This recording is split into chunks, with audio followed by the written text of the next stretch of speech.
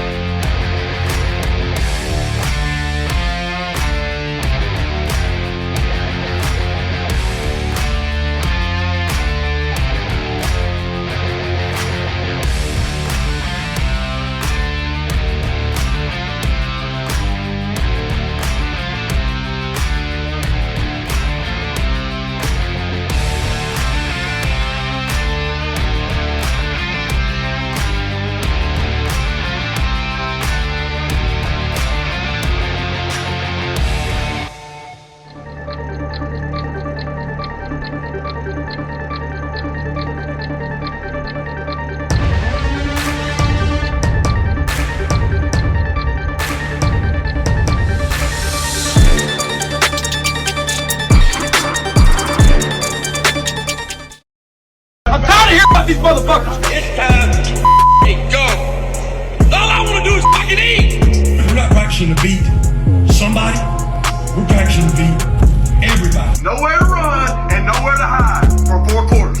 They got to see us in our house for 4 quarters. They got to look us in the eye for 4. This is about us and our family and our house. This is about us. This is our mentality. We ain't backing down. We ain't running. Set a tone, send a message. This is our house. Physical toughness wins in football now. And if you in this room, you got it. And if you come in here, you better believe in it. Because this physical toughness, it's what makes the difference. Elite focus. That's all I'm doing. The guy across from me, I'm fixing to whip his ass. Not in my box, not today. It's about us. It's about our family. We attack. You take that helmet and you strike them. And you strike them and you strike them. That's how you get respect. Now I am going to pick shit out of them. Physically, I want to break them. Welcome back in, everybody, to a special edition of How About That DAWGSCAST. Man, I'm getting excited about this. The more I do it, the more I think about it, the more excited I get. Because not only am I bringing you stuff every Wednesday night when we do the podcast live, if you're not coming over for that, please come join us Wednesdays at 7. And in the fall, I do the show with my brother. But now we've got this brand new thing. It's called the TikTok Takeover. And we have decided that we're going to do that every Thursday, the first Thursday of every month, where I bring over the fellas from TikTok, the dogs that you all know and love over there. We're going to bring them over here, give them a little bit more time to talk about what's going on in the world of everything Georgia Bulldogs. And I'm just not going to hold off on it any longer. Fellas, welcome in and Happy New Year. Happy New Year. Oh, you like my props? I thought I'm digging it. Those are tight. I like that. Yeah, you know, I was thinking about it and I'm like, I got enough glare on my bald head. But now when I put this silver on here, I got a whole lot of glare. I got my bling. Yeah. Got my bling. I won't blind you any longer with all that. Oh, fellas, man, there's a lot that's happened. We didn't know when we were talking about this originally. We didn't know that we were going to have back-to-back weeks. But I got to tell you, I'm looking in the chat over here, and there are people in here already hanging in here with us, you know, hitting it up in the chat. So we're glad to see you all here. We love that you're here with us. This is supposed to be an interactive show, and it's always going to be better when you guys are in here with us. So thank you so much for showing up with us. I want to give everybody the opportunity to say hello here before we get going on what's on the docket for this evening. But just remember, if you like the kind of content that we're doing here at ADB, you know that if you look in the description below, there are multiple ways to support the channel and what we're doing. There's a Patreon option. There's a channel membership option. And if you're interested in any of that stuff and supporting the channel, check it out in the description below because it helps me do all of this stuff for you guys. So with all that said, welcome back in, fellas. Jay, Brett, Tim, we're all here together. Let's do this thing. The 4 horsemen riding again, man. And even though the season may be over, we're still here. The dogs are still going. It doesn't matter that the season's over. We got dog football to talk about. That's what we're here for, because it's about Georgia football. It's definitely not about no stinking Gators. Never, ever about them stinking Gators. Gator hater, 365 days a year here. Yep. That's good. That's good. I don't know who's not excited about 2024. I mean, for us to lose and just not even be in the playoffs, I'm still super excited. So, go Dogs. That's right. Go Dogs. Go Dogs. And here's the thing. It's I don't know. Have you guys, I know you're all as plugged in as I am. If you're watching your phone, is it blowing up all day? Or at least it feels like all day, whether it's a Twitter update or a notification for TikTok or something. Like I am constantly getting news about something that's going on with Georgia football. So yes, they're not playing a game this next Saturday, but it's not like there's not plenty going on for us to discuss. I mean, I know I can't be alone when it comes to that. So that's why we're here. We're here and we're glad you're here with us. Now, tonight, if you saw the thumbnail, if you've seen the videos the guys have been posting, sort of letting you know that we were going to be here tonight, then you may have an idea of a little bit of something about what this show is going to be about. Now, we're going to talk about a lot of different stuff, but the main thing that we're going to talk about tonight is the thing that just ate up all of the media space in the days leading up to New Year's Eve and New Year's Day. And that was, did they get the right 4 into the college football playoff? Now, I know everybody here has an opinion on that. and that's what we're going to spend a lot of our time discussing it. So, fellas, Tim, why don't you get us started? I mean, do you think that the College Football Committee got it right this year? So if I have to look at the competition, right? If we just look at the way the games were played, I don't care about the fact that we had a whole bunch of trying to give the games away as far as turnovers and things, but holistically, those two sets of games came down to the wire. Both of those games came down to last minute plays, and so if you want to talk about just the sheer entertainment side of it, I can't argue and say I didn't get it. You didn't get it right when it comes to the competition level and what I saw those teams playing, because it was I watched both of them, and it was nail biters all the way down to the end. So on a non-Georgia side of it, the football fan of me says, well, yes, we got it right, because Georgia had an opportunity to put a hallmark, put a stamp on it, and to show that we deserve to be there. And unfortunately, that team didn't show up in the SEC championship.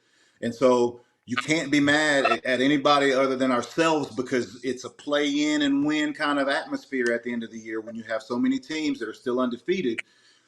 I have to say, yes, they got it right.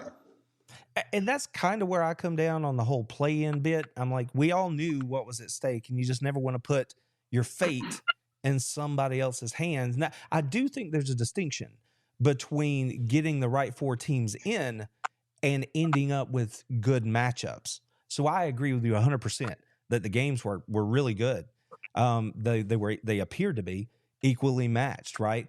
Now, when they play this championship game, it's going to be interesting, because clearly you had one game that was more defensive, more hard fought, low scoring, however you want to phrase it. And then you had another game where they were slinging it all over the yard and, putting up a lot of points. So when the championship game comes, now we're going to have a clash of styles. So that in itself is going to be interesting.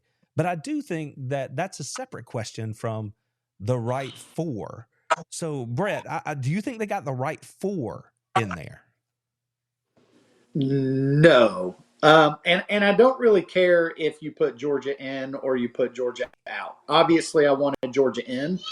But my whole take on it is the College Football Playoff Committee has been saying for years that they want the 4 best teams. We want the 4 best teams. And they know that last year they didn't do that, right? They know that the TCU-Georgia game proved that you put somebody in because they deserved it, not because they were one of the 4 best teams. And this year, I think they were trying to overcompensate for that. So my thought has always been, since the Final 4 came out this year, if you want to put the Final 4 in, that's great, or the best 4, that's great, but do that. I don't know how you can put Georgia as number 1 in the country all year long, lose by 3 points to a huge rivalry. We all know that was the hardest conference championship that anybody played. If we had played any other conference championship, we would have been in. So a 3-point loss, it's actually a better loss than Bama's loss. I know that sounds weird because Bama beat us, and we didn't do what we were supposed to do. So I'm good with that. But there's no way that Georgia's not one of the 4 best teams. So who do you leave out? I don't know. But since they didn't go that route, then the Final 4, in my opinion, should have been Michigan at number 1, Washington at number 2, FSU at number 3, and Texas at number 4. Alabama should be left out for the same reason that Georgia's left out. We didn't win against that team. It's no different. And so when they bump both of those teams above FSU, they're saying it's whoever deserves it more. And so they didn't do either one right, in my opinion. So that's just my take on it. Yeah. So, Jay, I mean, do you come down one side or the other, or somewhere in the middle? It's a double-edged sword to me. As disappointed as I am to not have seen my team in the college football playoff, do I understand the reasoning for what the committee gave for the 4 teams they put in? I absolutely do. But at the same time, the Florida State argument will always come back to me, and it's going to be haunting for them because if they knew they were going to put them in over the last couple of weeks when Jordan Travis got hurt, why didn't you drop them back in the last 3 or 4 weeks instead of making it the last one and causing all this controversy? But as far as who they put in, putting Bama in over Georgia, an SEC champion, you're always going to have an SEC champion. I mean, I don't know if you'll ever, see a spot where that's not going to happen. And because Texas beat them earlier in the year, they had to go that route. But the committee in itself put this on themselves when they didn't drop Florida State 3 or 4 weeks earlier. They knew they were going to be trying to make that argument about not having them in just based off of Jordan Travis' injury. So, I mean, Tim already let us know how he feels, and I kind of square up with him on this. Like, the 4 games that went in were really good matchups, or the 2 games, the 4 teams. Those turned out to be really good matchups. And in my picks, I got it wrong. Michigan won a game I didn't think they could win. So kudos to them. And in the other game, I had gone back and forth, and ultimately I went with Texas, which I missed again. So my mom and I had a bet, so I owe her a new bottle of liquor or something. I don't know. Whatever she says she wants, I got to pay up because I went 0 for 2 against her in those picks. So that's about the only betting I do is with my mama. But would y'all agree? I mean, for what it is, are y'all satisfied as a college football fan with the games that we got? Absolutely. Yeah, from an entertainment perspective, like Tim mentioned a while ago, absolutely. I could have watched both of those time and again. Yeah. And I mean, as a football fan, I'm there. I mean, I kind of dropped the hot potato pretty quick. I mean, Georgia, again, I'm not somebody who's going to get into I'm not going to blame anybody for Georgia not winning other than Georgia not playing well enough to win. And there's a lot that you could say, but that's not how I see it. That's not how I view it. It's all part of the game. So Georgia didn't get the job done, and I just accepted that, right? Mainly because I'm just a fan in this scenario. I'm not putting in the hard work and sweat and effort to go get that W. The guys did the best they could. They didn't get it done. So I kind of moved on. Now, that's why I could look at those games on New Year's Day and just enjoy them for what they were, and then look at Georgia's assignment, if you want to call it that, their draw in the College Football Bowl series, and be happy about that and look forward to that game as well. So, I mean, and I think most of you guys, if I remember correctly, are in the same boat. It's not like, I mean, of course we wanted to be in, but once we weren't in, it's not like you guys shut everything down for the season.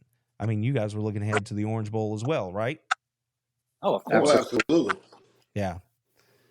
For me, it was, I thought, am I the only one that season, and I know some people look at it differently. Oh, go ahead.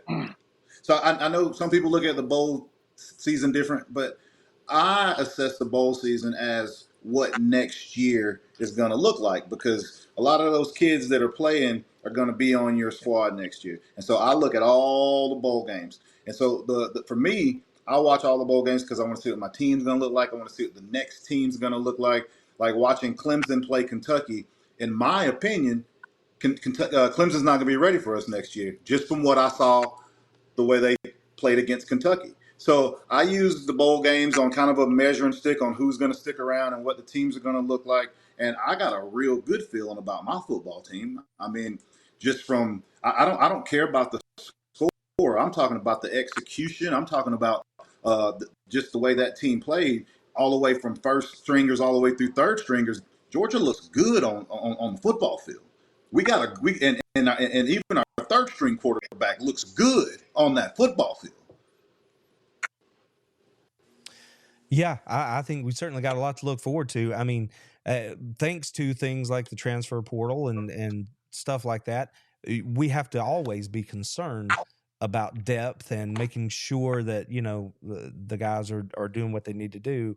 But it's different, but even being different because of the way Georgia builds their program, like you can look at them and say, this team is not like every other team. Like there's maybe 3-4 teams in the country that share the philosophy that Georgia seems to run with most often right now. And that is one of high school recruiting, player development, and overall culture inside the program. And all of those things, I think, were on display when Georgia finally played in their bowl game.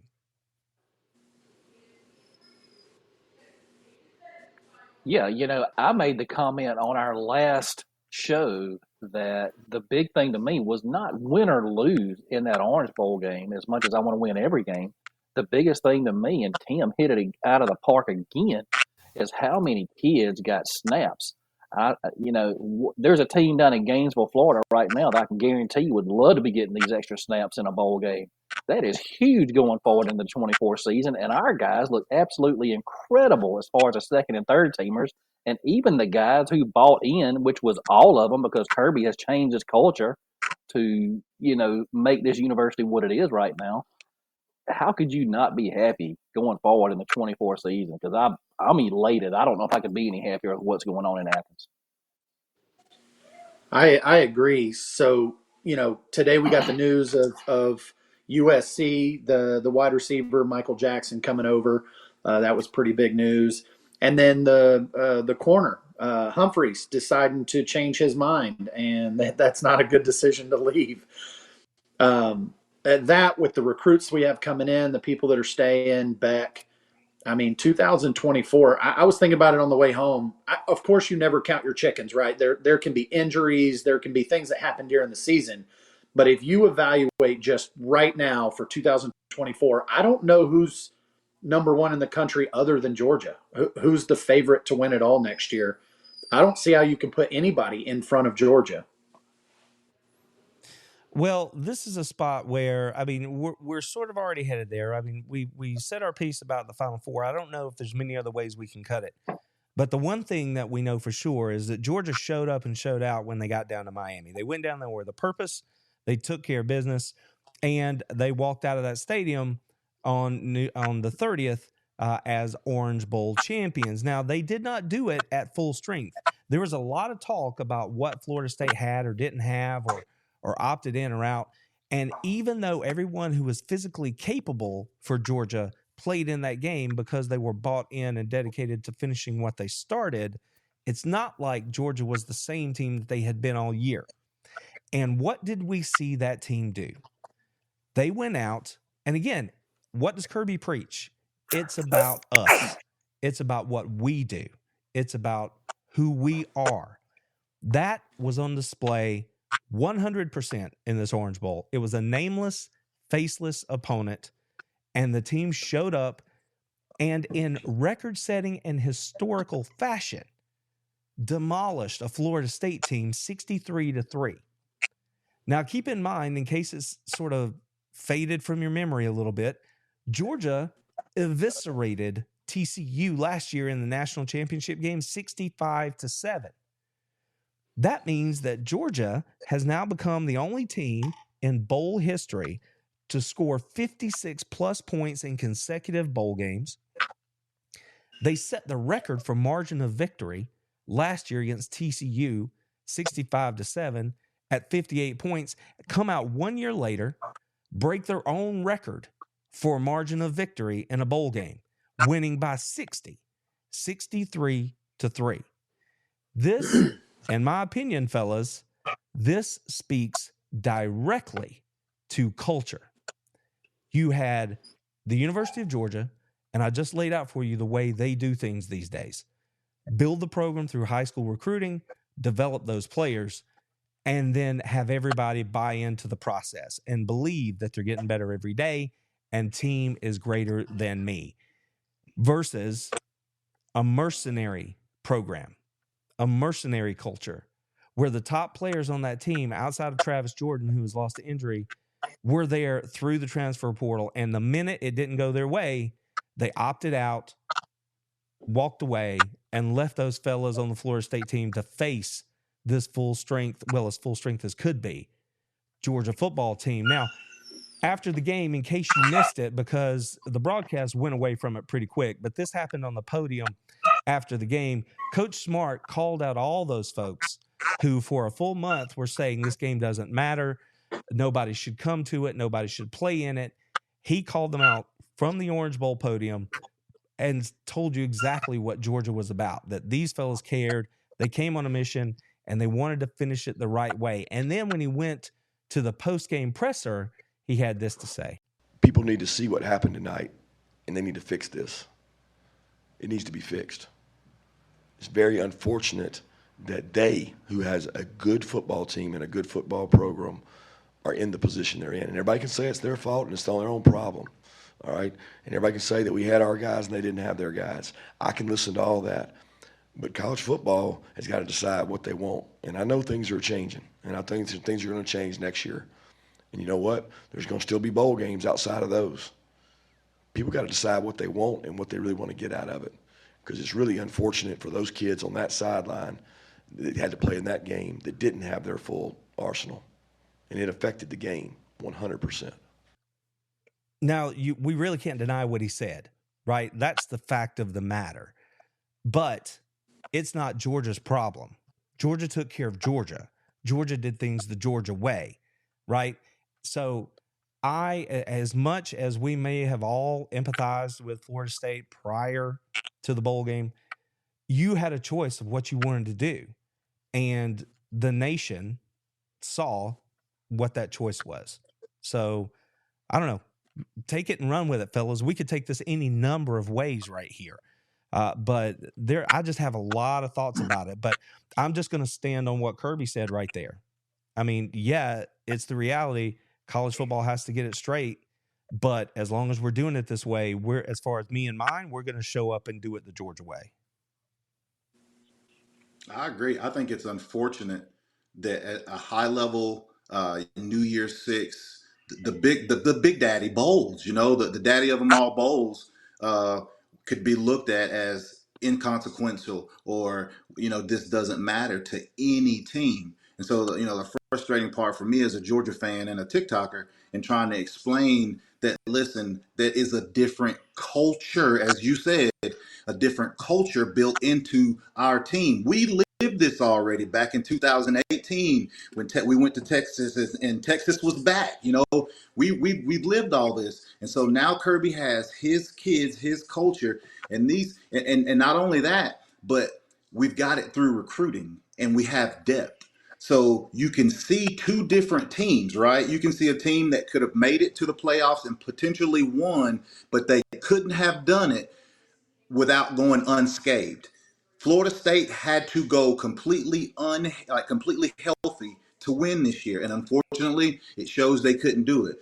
Georgia, in several years, have lost linebackers, have lost tight ends, and we continue to truck because we're gifted enough and blessed enough to have that recruiting depth when we have somebody fall off. And to me, this is a major difference in what Florida State is and what Georgia was in that bowl game. Brett, what do you got? That is a. Oh, sorry. Go ahead. Go ahead, JT. That's 100% right, Tim. I sat at that Sugar Bowl back in 2018. Me and my wife went up there, and it was, when you walked inside Mercedes, which it was still Mercedes-Benz back then, but the Superdome, you could feel the vibe. It just was not there. And if we felt it, I know Kirby felt it and saw it. And from that point forward, the 180 he has been able to pull as far as the culture is concerned at Athens has been phenomenal. That's what Florida State's going to have to get going forward if they want to try to reach that same level. It's exactly like you said, the recruiting, the culture, the buy-in, everything has just went not full circle, 180. And that's why we're in the position we're in and able to compete and hopefully get back to the national championship again next year. Yeah, my take on it is it comes back to Kirby, like you guys are pointing out. Kirby is so good with the psychological parts of what need to happen in that locker room. I don't think anybody out there thinks that these players that could play and did play were forced to do it by Kirby. These kids, you can tell just when they talk that they wanted to play. I mean, Brock Bowers was there, and you could see on the sidelines he wanted to play. Nobody's going to say that Lad McConkey, I mean, he was on the donkey all night. He wanted to play. These kids didn't care about all of the people in their ears, their family members, the people these NFL teams that are like, hey, you could go high in the draft, don't play. They did not listen to any of that noise, and it's all because of what Kirby has going on. It's all circled around Kirby. Yeah, I mean, obviously he's clearly directing the ship over there, and that, again, I mentioned it last week when we were together. It's not just that when Kirby came to Athens, he said, you have to give me X, Y, and Z. It's way more than that. It's about the alignment within the program. And when I talk about there's 6 to 8 teams year in and year out that are making the investment and doing the things necessary to achieve what Georgia has been able to do the last few years, and that is compete consistently for a national title. I don't think the 12-team playoff is going to change any of that. I think you're still looking at only 6 to 8 teams that are going to be able to get it done because they're going to miss key parts. They might have pieces of it, but they're not going to have the full package, meaning that head coach, the coaching staff to go along with it, the recruiting base. They don't have the funding. They don't have the NIL. They don't have the alignment within the university, which I think is the part that most people skip right over, because it's not like Georgia is not a football school. They are, but they are also winning championships in other sports. And Kirby will put a light on those other sports whenever he's given the opportunity. And he will make certain that they're not just getting left behind because of what football's doing. There's that old phrase, right? Rising tide lifts all boats. And I think you actually are seeing that at Georgia. And to be quite honest, I think as you move into the future, that's something that they're going to need to see more of from like Georgia football alumni like myself, not football alumni, sorry, Georgia alumni like myself, and other fans of Georgia football are going to expect the University of Georgia to compete at a national level across the board. So we're talking about baseball, gymnastics, basketball, all those things. So it sort of raises the pressure, if you will, but it's like Kirby says all the time, pressure is a privilege, right? Better never rests. So I think that there's not a coach on Georgia's campus right now that's not willing to accept that challenge. Now we're just going to have to see if they can get it done. And all this talk I'm doing about alignment is going to be put to the test.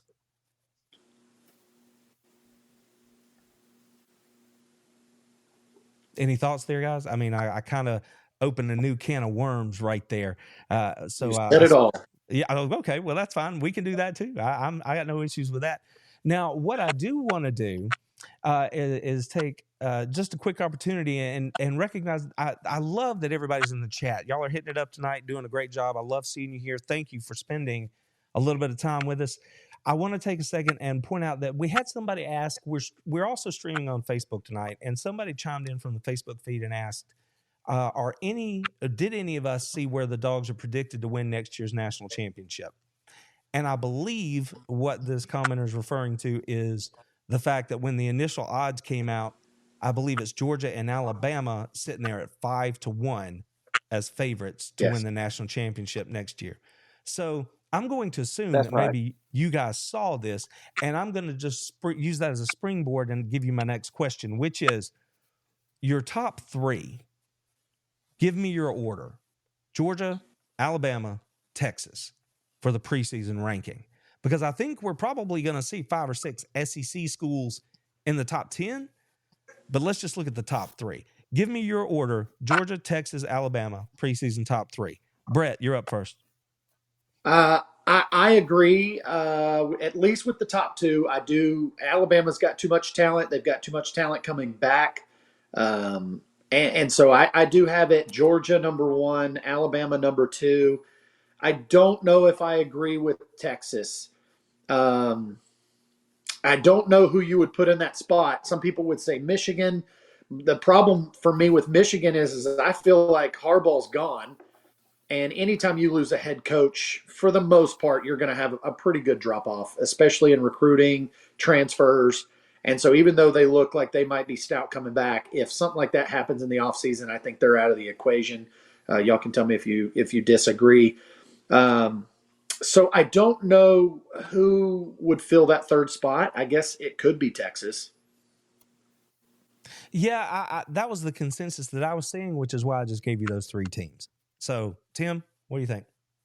So Georgia, I'm Georgia, Texas, Alabama. So, and mainly because I've taken a look at, Texas is doing a really good job on the recruiting trail. Also, they're in the top 10 of recruiting right now, and some of the kids being lucky enough to live in Texas and seeing some of the kids that they're pulling in, they're getting the horses, they're getting those same big SEC kids, and they're getting ready to ramp up for season. So I think that they're going to be right where they're going to be right on the top of where they need to be. And Alabama's, like you said, is Alabama. So the one thing about Alabama, and people don't take a look at it, not Kirby.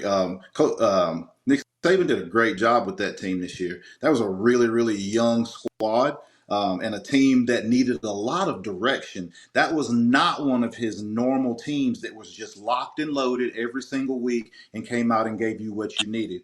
Nick Saban had to coach this team, and in my opinion, it was a hell of a team for him to coach with the youth that he had. So I don't see it downplaying. I see him continuing to be exactly where they're going to be, and you're not going to see any difference unless Nick Saban leaves.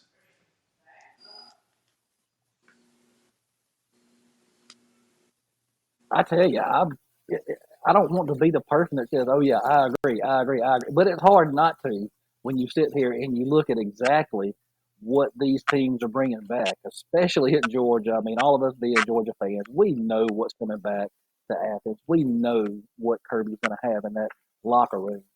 Um, I would probably have Texas at 2, just based off. I think Quinn Ewers overall is a better quarterback than Jalen Milroe. I think he's going to have more weapons or better weapons around him than Jalen Milroe. We saw what Michigan could do defensively whenever you play the perfect game plan against those guys. So I would put Texas at 2, and I'm going here to tell you, do not count out Ole Miss or Missouri right now in the SEC from what they've been able to do in the portal and recruiting. They could be scary good next year, fellas. Yeah, that's true. That's true. And I mentioned last week I was on Missouri from the very beginning, sitting at SEC Media Days. I'm like, this team right here could be the team, could be number 2. And, sure enough, that's the way it shook out. I want to take a second here to recognize a super chat that came in. Evan Grimes chimes in with a super chat for $4.99. Thank you, Evan. It's because of stuff like this that allows this show to operate. That, channel memberships, Patreon, things like that. There are a number of ways you can support the channel, and I appreciate it more than you know. Evan wants to know, or is letting us know, after long-time listener, first-time chatter, fantastic, Evan, who moonwalked with MJ3 committing today, jumping in out of transfer portal. And in case you missed it, what he's referring to there is the Dogs picked up a wide receiver today from Southern California by the name of Michael Jackson, the third. And he's a 6 foot, 200-pound wide receiver. Really good, really physical, over the middle kind of player, but he does have some speed to get down the sideline. Looks like he may rotate in at possibly the Z position moving forward. So he's another big guy. Get in there. If he's willing to block, he can get on the field. It looks like he's got punt return ability. So let's use that as a jumping off point right there and answer Evan's question directly. How fired up were you guys to see that Michael Jackson the third had now joined the Georgia Bulldogs? Who wasn't excited to see the king of pop? No, I make jokes, but really, any time that you can get another wide receiver talent for Carson Beck, just somebody else to throw the ball to, I'm excited as I can be. Somebody asked me earlier about stats. I'm not worried about stats and what he did at USC. I'm more worried about what he's got as far as being able to compete at the University of Georgia. And if Kirby Smart says he wants him there, I want him there. Yeah, I can get behind that sentiment completely. In Kirby, I trust. I think you guys might join me there. I don't know. Tim, what you got? You got any thoughts on Mr. MJ? So, being one of those people that, I do love me some college football and taking a look at everything. It's a heck of a pickup. Anything that allows us to continue to spread people out, that he'll be able to sit out there, spread you wide, go long, and it adds to the depth of our wide receiver and our slot receiver. And even if you don't mind getting in there a little tight, and not necessarily tight end, but a little wing stuff, it allows and open up a playbook for so much and so many different things when you have all that different kind of talent. So he's a speedster, and I'm looking forward to seeing what he does and seeing how many balls he can get up under to catch for back. I'm looking forward to it. I tell you what, man, I didn't realize it was an inadvertent thing. I didn't know it was about to happen, but I have set the chat on fire. There are some phenomenal Michael Jackson references happening over here in the chat. So if you're not sharing them, share them with us, because that's some good stuff right there. Brett, what you got, man? Any thoughts on Mr. MJ? Yeah, I think it goes back to what you said last week, Randy. Is Georgia is being built for speed when it comes to the offense. And this only adds to it. The wide receiver we just got from Vanderbilt, that only adds to it, and it's only going to pique more people's interest. But it also helps the running game. So ETN and all these other running backs that we already have, it's just going to help them because now you can't leave defenders. You can't crowd the middle. You've got to go out and guard these guys because they're going to be super fast. So I just think it goes back to the speed that we're creating. Yeah, so I'm going to use that as a The jumping off question point. is, fellas, Oh, go ahead. That's fine. Go ahead, man. when he's in the game, will we see one white glove while he's on offense? It's going to have glitter on it. You have to. That is fantastic. I'm not gonna lie. I had only seen a little bit of him in live action this season, so I did do the YouTube thing and checked out his highlights and stuff.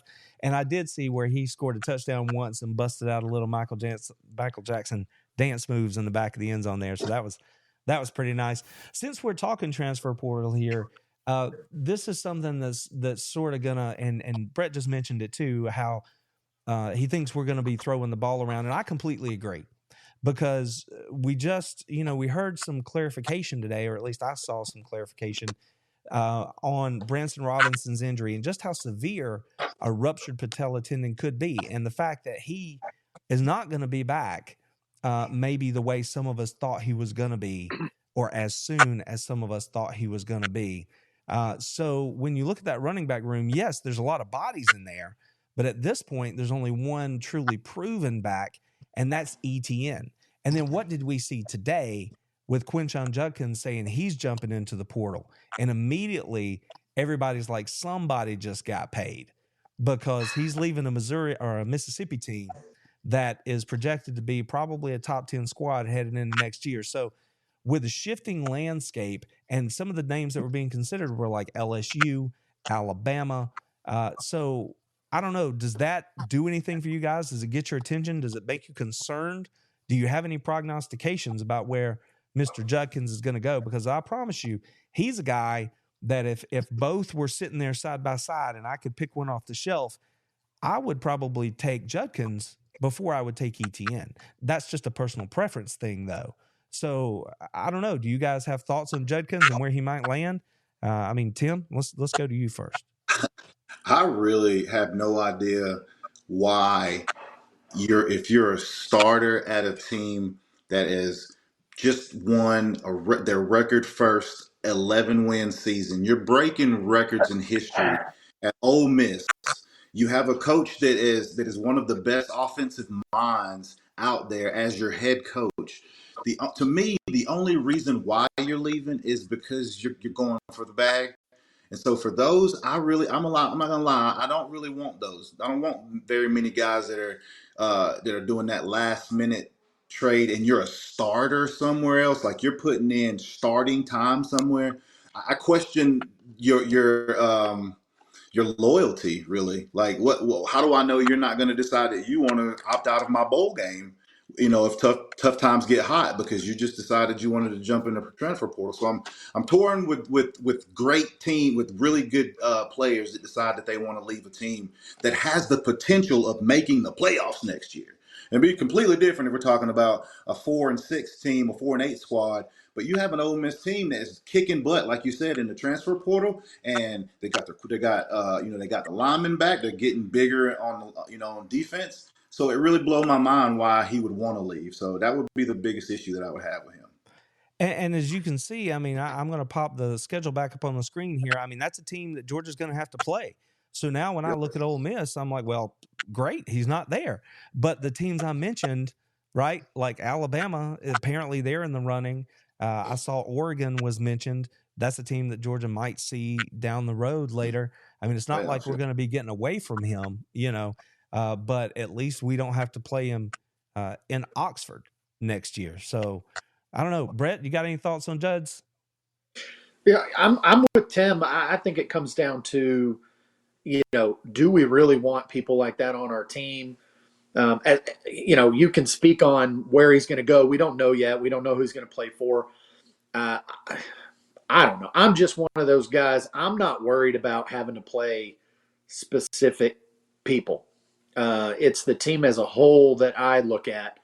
And so it's definitely good for us that he's no longer with Ole Miss, but we'll see where he goes and where he ends up. It could end up like Raiola, who's going to go to Nebraska, and he just hurt his chances in a Heisman race, and he hurts his chances in moving his draft up higher.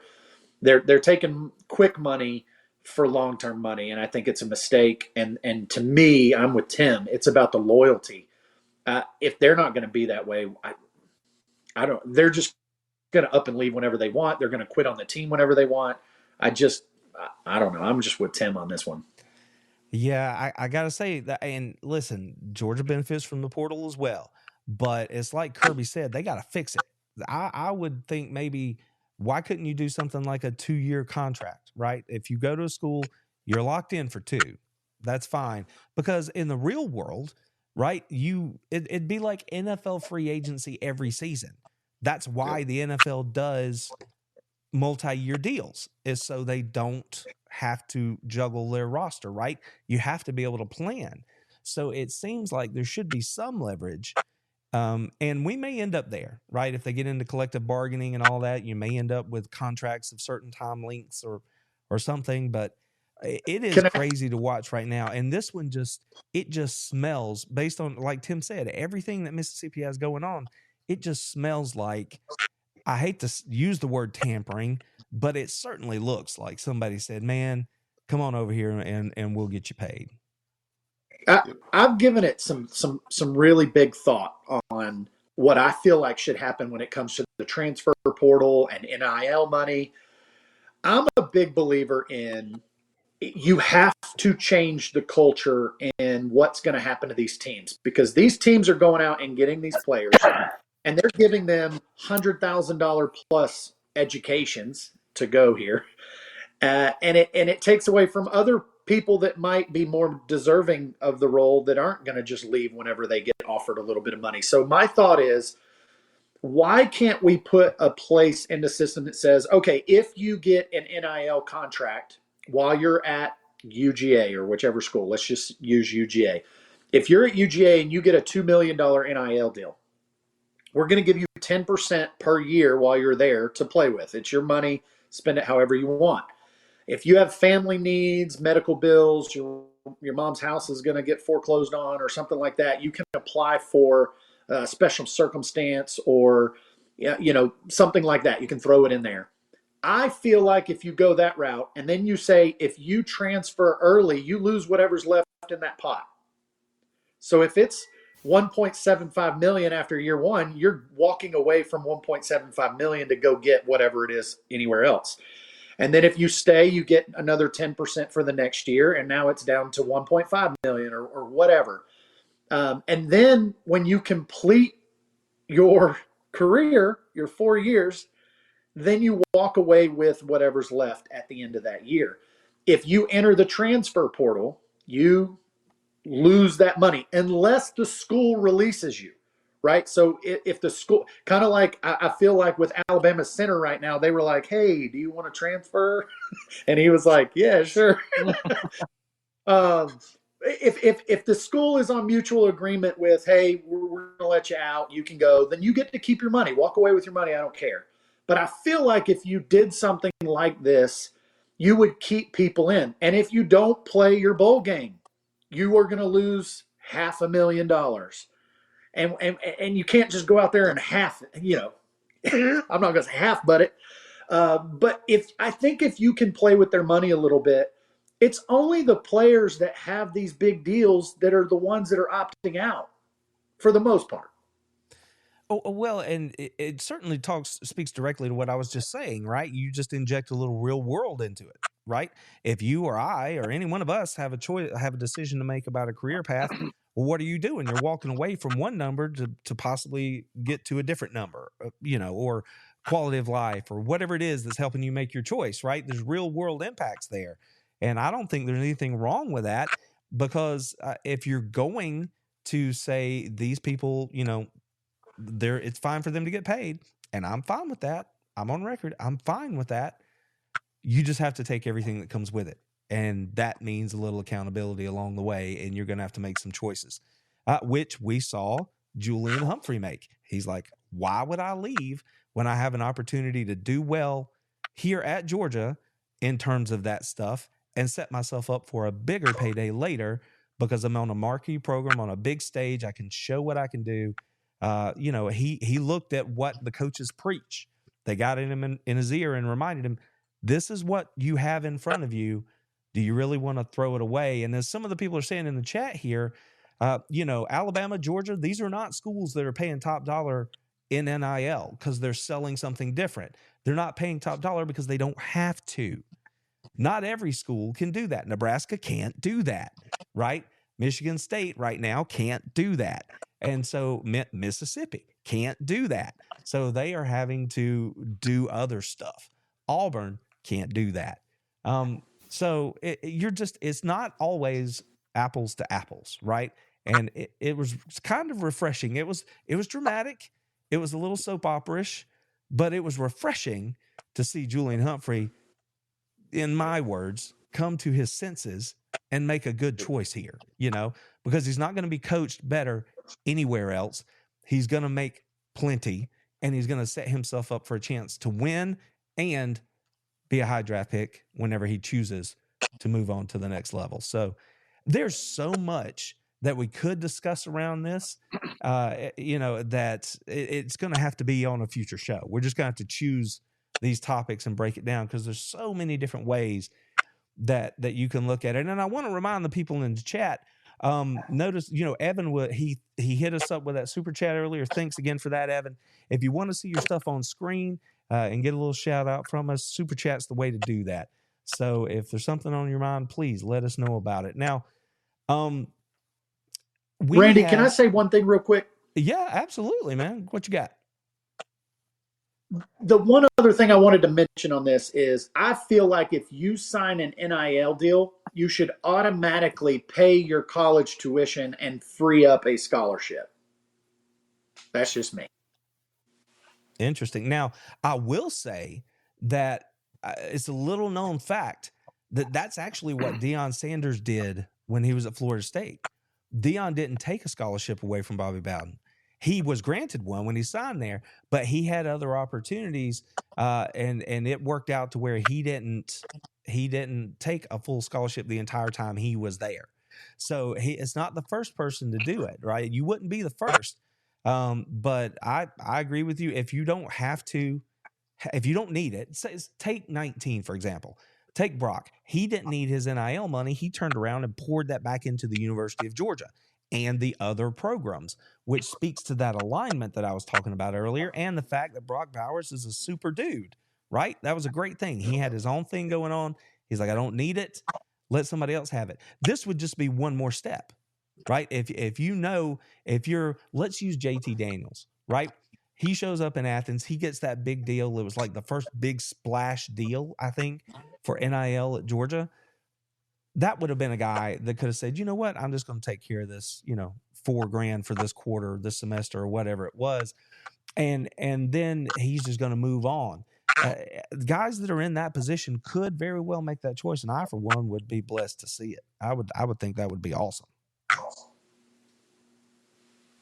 I do too. I mean, if you're able to do that, just like you say, Brock, and let's be honest, him coming from Napa out there, I don't think he wanted for too much. I can't speak to his personal life situation, but to be able to do that and free that up for some other guys, that's big. And to go back to this Quinshon Judkins discussion. I didn't chime in on that a while ago. It came from out of nowhere. So for that reason alone, that's what makes it look fishy. You know, you heard that old saying, if it looks like a duck, walks like a duck, quacks like a duck, it's a duck. And there's a team over there in the state of Alabama who I will not mention that could be a huge pickup for somebody over there. Yeah, well, I got to say, I mean, when I saw Alabama was on that list, Justice, I don't know if they just want to have more than one, back. They want to roll backs. Maybe that's what it is. But I'm like, if I'm Justice Haynes, he had a lot of good buzz this summer, as a guy who might get some carries this year. And who did we see in the CFP game? Justice Haynes getting serious carries there in the game. I would be like, wait a minute, what are we doing? You brought me here for a reason. I turned down the home state school to come over here to be the guy, so. But like I said, times are changing. Maybe they're just going to roll backs. Just to clear up on that a little bit, not necessarily the state university school over there. Another one who probably saved a little bit of money when KJ Bolden didn't go over there is who I'm referring to right now. Okay. Well, I appreciate the clarification because you're right. They're both in there. And like I said, LSU was also being mentioned in some of the places I saw. So there's a lot going on there. And once again, look at this. See, the people Can we up. Go ahead, Randy. Can we talk to one of the people? Look at Ted in the chat here. Hey, dogs, who do you guys play on Monday? And then his next comment is Georgia equals Bama's little brother. So I'm going to ask Ted, who's Bama playing on Monday? Yeah, pretty good question. Yeah, because Georgia has 2 national titles in the last 3 years, and Georgia has how many guys? Well, or are we sure he's not a Michigan guy? He could be a Michigan guy, just hanging out because he wants to be. When was the last time Michigan beat Georgia? I was going to say because he wants to be around excellence, right? Because he's not too familiar with it. I mean, you got to use another team. Yeah. Seriously, can you imagine? I wouldn't know anything about what it's like to have only won one half of a national championship in the last 50 years. I wouldn't know anything about that. Nothing at all. So that's all I'll say about that. Now, I did want to point out that we had some other people coming through for us here. Jay, who brought up the awesome point about the NIL numbers and where the schools rank, which is a quality point. Also hit us up with a super sticker here, $1.99 from Jay. He says, I'm getting it here. He's doing it's a little wiggle. You guys can see it on YouTube. I can't see it here through eCam, but he's got a nice little wiggle there on the super sticker. So Jay, thank you so much for that super sticker. Like it really does. It means the world. So fellas, let's move this thing along a little bit as we come down to the end here. I don't know. It seems like there's been so many people that had so much to say between the end of the SEC championship game and the Orange Bowl. And then, of course, New Year's Day happened. There's just a lot of people running around saying a lot of stuff because they're feeling themselves a little bit, and that's fine. If your team's winning, congratulations, good on you. But what I don't understand is why when I am not talking about your team at all, you want to come to a Georgia page and just start bashing on my squad. That doesn't make a whole lot of sense to me. It yanks my chain. And when you get your chain yanked, it puts you in a bad mood. That's something that I've been dealing with this week. There's been a few fan bases out there. Michigan's one of them. I've heard from Florida State this week. I'm just curious, man. Like, that's what's under my skin. Just root for your team. Be happy for your team. Because I'm not the kind of fan that's going to run out there and tell you how bad your team is. If anything, if I come to your page, it's like I'm coming to your house. And I'm going to come hat in hand. I'm going to be like, you know what? Good job. Good on you. Congratulations. That's how I'm going to come to you. And I expect that in return. So that's gotten under my skin a little bit this week. But those folks, if they don't straighten up, fly right in a hurry, I don't have to worry about them too long. I'll just leave it at that. So you guys, here's your chance to air your grievances a little bit here now that we're beyond the season. And it doesn't have to be about this, but what is it that's yanking your chain this week? Jay, I'm going to let you go first, man. What is yanking your chain this week?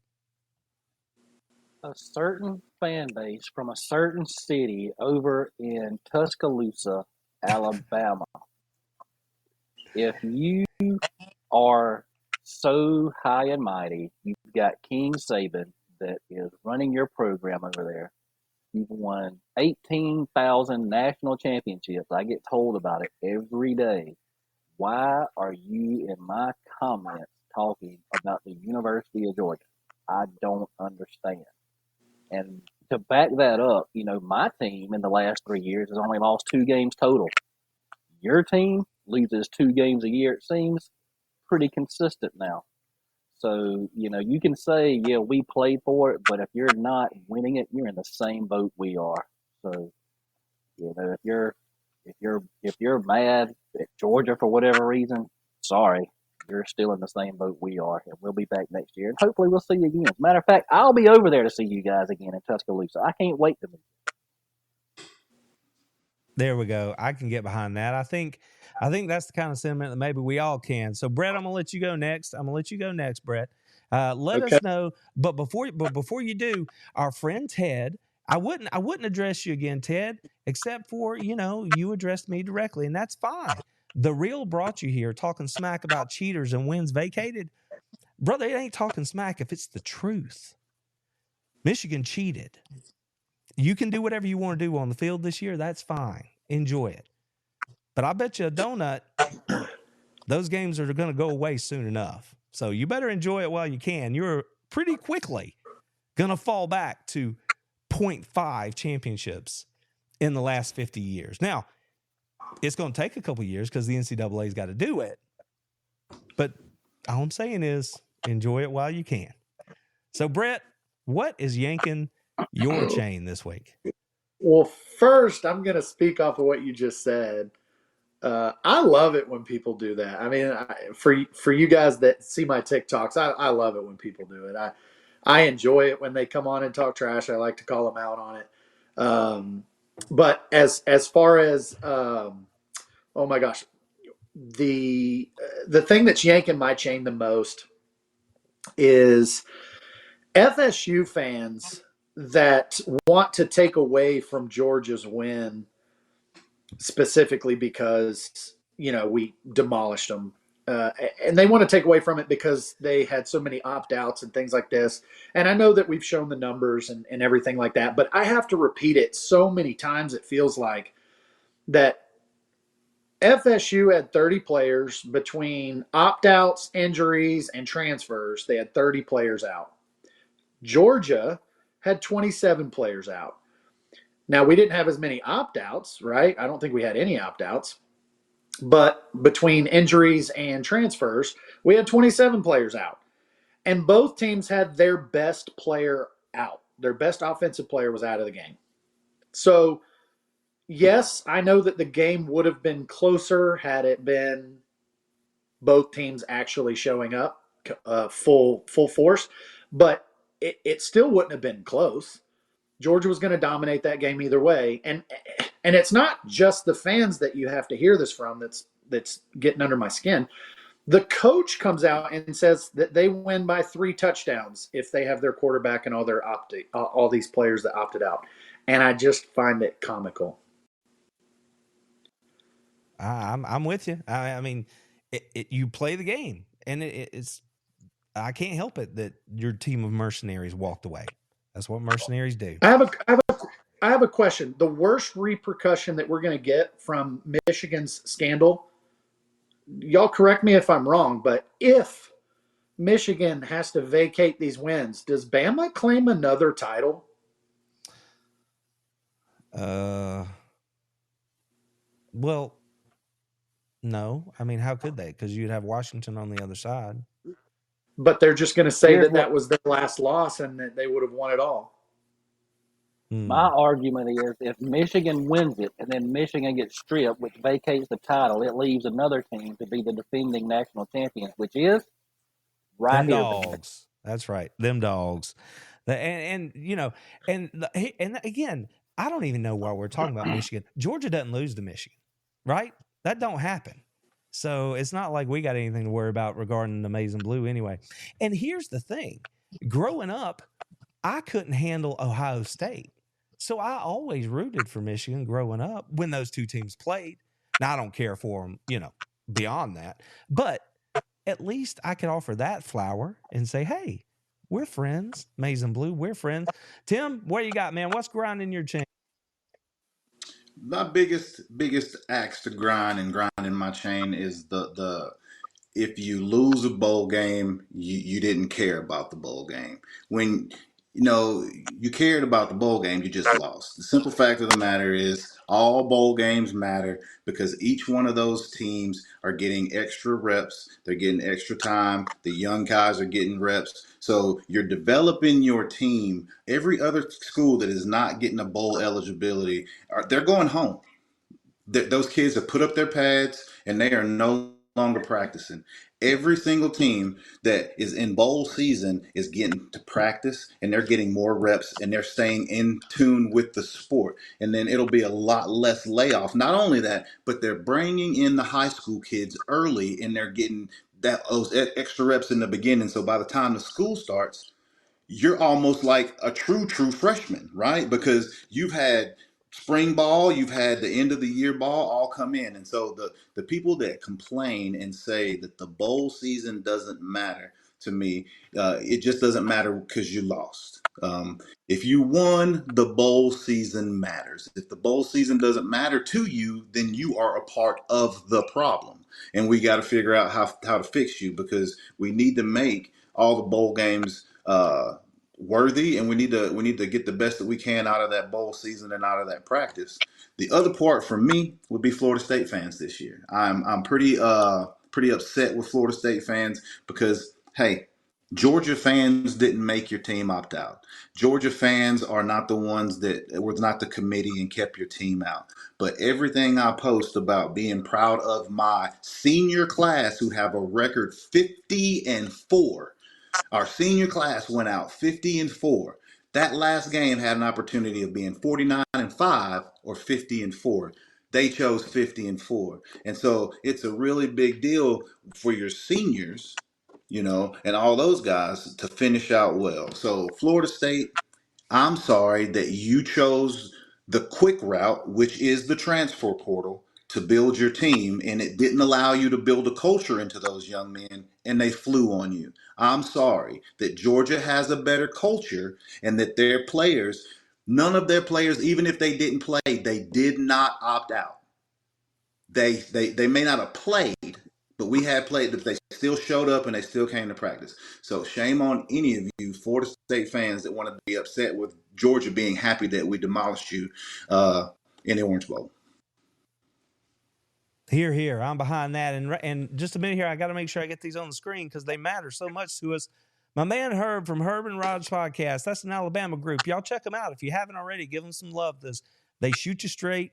They keep it realistic, and they do talk Alabama, but they're good folks. So give them a chance. Check out Herb and Rod's on the podcast. He says, Randy is an excellent guest, by the way. Well, thank you, Herb. I appreciate that. And he says, as I type this, I'm getting the Bama hate. Well, I don't know, man. What are you going to do? I love you. I appreciate you supporting the channel and being on here with us as a moderator and stuff like that. It means everything because, what does they say? It takes a village. It definitely takes a village to pull this kind of stuff off. So trust me when I tell you that I would love to be able to say it was a one-man band and I could do it all by myself, but I can't in some areas because I cannot replicate these dudes. Like, you come here, you hear me, but you come here tonight to hear these dudes. So let's look at it that way. Let's put a bow on it that way, fellas. It's going to be about a month unless something blows up in the world of college football and we convene on an emergency schedule for some reason. But if that doesn't happen, it's going to be a couple of weeks before you're back over here. What would you like to leave the people with this time? What would you like to leave the people with as we head into watching the news of transfer portal and the second national signing day and then the second transfer window and spring practice and all that kind of stuff down the road? Anything you want to leave the people with tonight before you're back on the screen with us here? For me, in Kirby, I trust. If my head coach says that team or that player needs to be here, then by golly, I'm rolling with what Coach Kirby Smart says, because he has not proven me wrong at this point, and the team is continuing to grow and continuing to get great. So I trust in my head coach. If we get somebody from the transfer portal, it's because he wanted them, and so I'm going to roll with my coach. Here. Absolutely thankful that I am a University of Georgia fan, and like Tim said, Kirby Paul Smart is the head coach at the University of Georgia. It's a good time. It's the great golden years, as some people may have referred to it. I've heard on radio shows here in the last several weeks or whatever, but it's just a good time. Enjoy it. I hope that it lasts forever. I hope that we're in this position every year to be able to say that we're in contention to play for a national championship. And as long as he's here, I think we're in good shape for that. Yeah, so for me, I just would like to ask, I mean, how many regular season games has Georgia won in a row now? And it's still going? Yeah. I think we're the record right now, right? And it's still going. So it's at least 36. 12, 24, 36. And I can't remember. Back in 2019, I think, was our last regular season loss. I mean, we lost to Alabama in 21, but that was the SEC championship. And then, of course, this year it was also the SEC championship. So Florida, right? Florida in 19, I think it was. Yeah, so that would mean that's game 7. That's exactly right. 5. So that would be 41 regular season games, if my math is correct. I am a journalism major, but I think that's right. 41 consecutive regular season victories for the Dogs. Man, it is a good time to be a dog. Here. I second that. All right. So before we get out of here for sure, we have some guys chiming in, even our Michigan buddy. He's asking us for a little bit of an update on what we think is going to happen in the national championship game. And why not? Nobody's going to call us on it anyway, right? Since we're not involved. You guys got predictions for the national championship game here in a few days? I mean, we have Washington and Michigan, and they're going to be playing down in Houston. So both of them are going to have to travel a little bit. What do you think? I mean, what are we looking at here? Jay, what do you got? You go first. I was so thoroughly impressed with Washington the other night, the way Michael Penix was able to get. It seemed like every pass he threw was on the money, just beautiful. But then again, man, I look at Michigan, and we watch Alabama play every year. The defensive game plan they came up with to limit Milroe, it's going to be to me a battle of Michigan's defense versus Washington's offense. Who's going to be able to make the most plays consistently and probably have the least amount of turnovers? To me, those are the two big things. Which one of those sides makes the most plays? Who has the least amount of turnovers? I'm going to go with Washington. I've got Washington, and I think it's going to be something like 33-28, somewhere around in there. All right. What you got, Tim?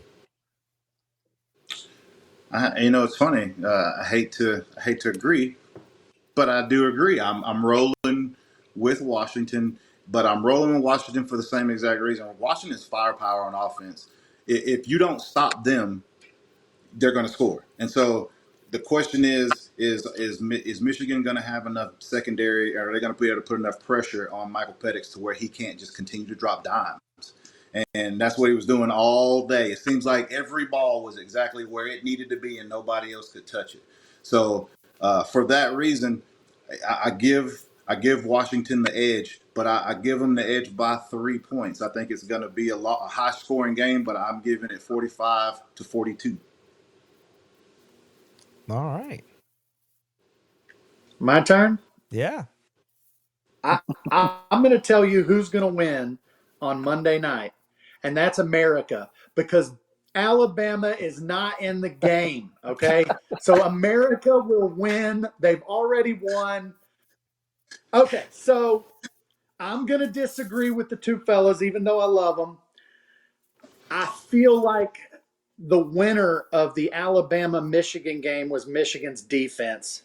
And if that same defense shows up, I don't see Penix being able to throw the ball the way they did against Texas. And I could be wrong. I was wrong about the other two picks.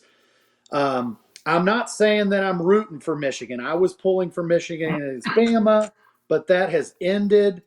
I would love to see Washington win. I just feel like Michigan is going to take it.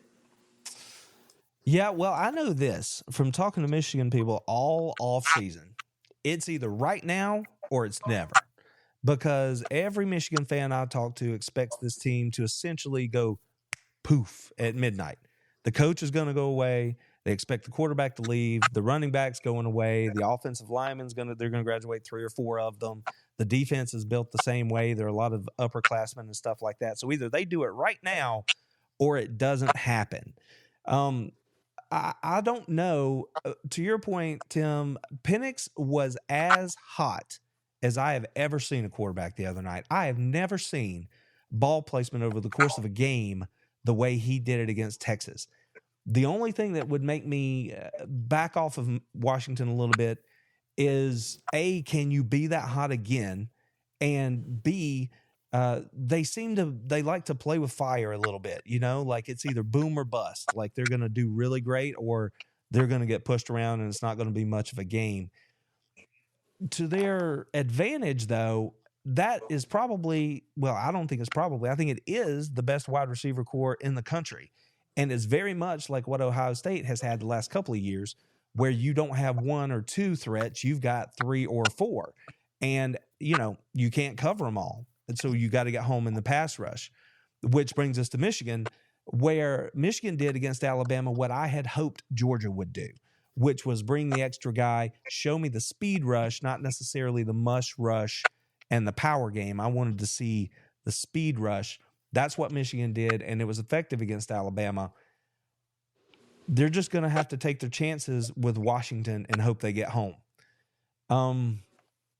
Well, all that said, I want to pick Washington because there's a part of me that says when you're as hot as Penix is, that just means the bucket looks this big around, like Jordan used to say, and you just can't miss.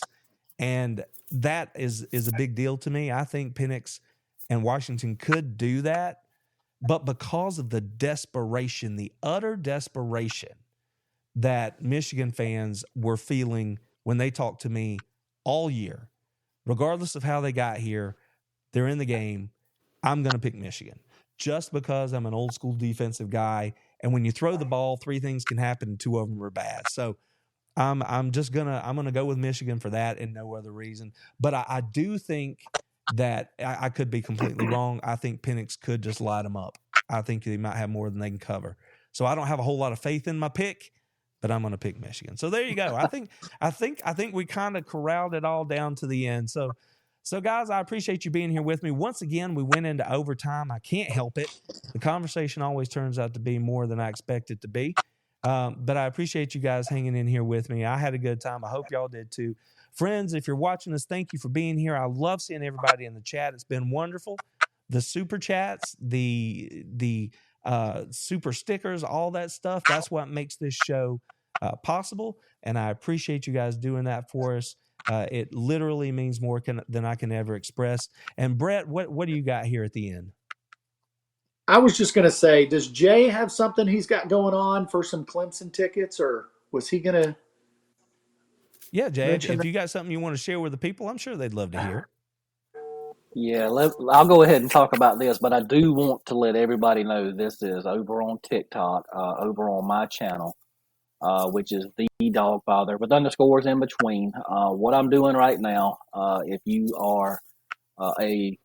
you'll sign up at Underdog Fantasy, which is a company that I am blessed to be working with.